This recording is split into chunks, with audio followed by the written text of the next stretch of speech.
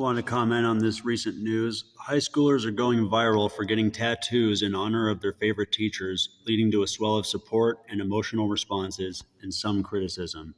This is from Insider.com through MSN. This girl got a tattoo near her elbow. I guess a 17, 18-year-old girl is graduating high school. At least two teen TikTokers, this is why I'm posting this on TikTok, have gone viral after revealing tattoos in honor of their favorite teachers. And it's just explaining how teachers helped them get through high school. Tattoo says, "Your presence matters." That's in the teacher's handwriting. So this girl got her teacher's handwriting put on her body permanently at the age of 17 or 18 by some tattoo artist. And there's a video where she shows a link to the tattoo artist and shows herself showing the tattoo to the teacher. And this sparked questions about whether this trend crosses a boundary. So I want to weigh in and say, of course it crosses a boundary. First of all, it makes it very easy for a teacher to hide a romantic or even sexual relationship with a student. I don't know if we're teaching kids how much tattoos mean to adults or why some of the reasons are that adults get tattoos.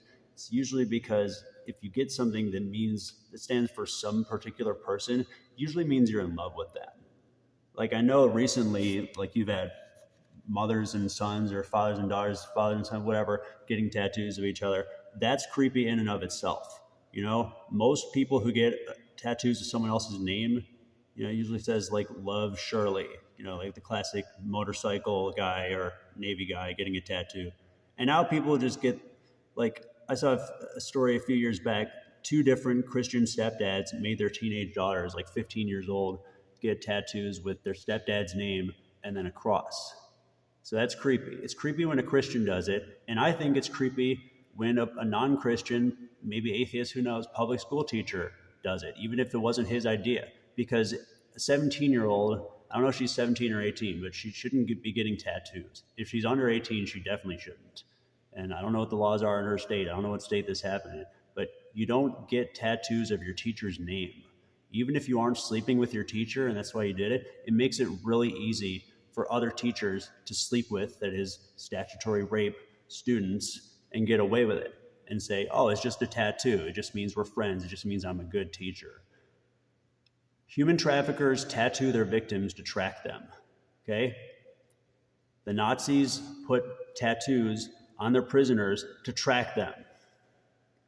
Notice trends. You don't let children do body modification before they're old enough to understand all the long-term potential negative consequences of what they're doing. You need to be careful if you get a tattoo, because if you get a tattoo of a letter or number or insignia that you don't know the full meaning of, or you don't know how it's used or what it communicates to other people, you might accidentally get trafficked into a human trafficking, sex trafficking, forced labor operation, you don't know, or a cult. You might accidentally get a cult symbol tattooed on yourself. And you might say that's crazy. Well, that's what happened to the women who were trafficked into the NXIVM cult, NXIVM in Hollywood, Keith Raniere. He tattooed his own initials on women's flesh, and they only found out later that it was a symbol made up of his initials. He tricked them into thinking that it meant something else. So be very careful, especially like this is why minors shouldn't get tattoos. Because if adults, like I'm 36, I only figured this out 4 or 5 years ago. If adults can't even figure out all the potential negative consequences of getting tattoos, then minors certainly can't handle that responsibility.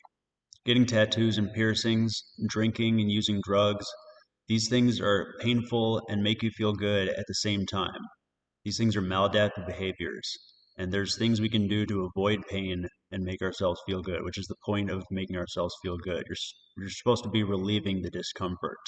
If a person is self-harming, engaging in bottom surgery, cutting, drinking alcohol underage, it needs to be asked whether they're doing it because they have been abused, whether they're trying to take their ability to abuse themselves into their own hands as a way of being spiteful towards their abuser, but also regaining control.